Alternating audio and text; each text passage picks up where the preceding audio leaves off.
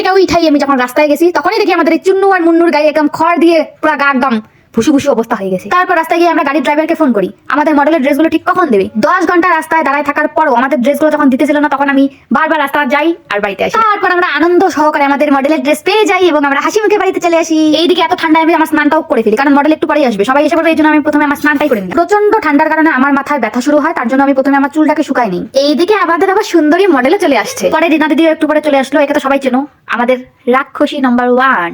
এইদিকে মডেলের hair curl করা হচ্ছিল, তার মাঝখানে আমিও গিয়ে একটু ওস্তাদি মারলাম। এইদিকে মডেলও সাজার জন্য বসে পড়লো। তারপর একটা একটা প্রসেস করে মডেলকে সাজানো হচ্ছিল। মডেলের শুট করতে দেরি হবে জন্য আমি প্রথমে মডেলকে রান্না করে খেতে দিয়েছি। বলতেছিলাম খাবে, খাও, আমি খাচ্ছি, এত সুন্দর রান্না বান্না করে দিল, আমি খাচ্ছি, তোমরা খাও।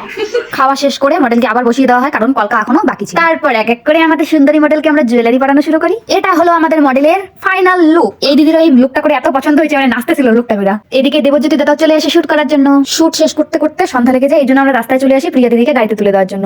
আর প্রিয়া দিদির ব্যবহার এত ভালো ছিল যে আমার সবসময় মনে থাকবে, মানে এতটা ভালো ব্যবহার। প্রিয়া দিদিকে গাড়িতে তুলে দিয়ে আমরা বাড়িতে চলে আসি। আর এই ঠান্ডায় আগুন না বলে হবে, এই জন্য আমরা আগুন পাই। তো বন্ধুরা, ভিডিওটা ভালো লাগলে লাইক, কমেন্ট, শেয়ার করতে কিন্তু ভুলবে না। টাটা।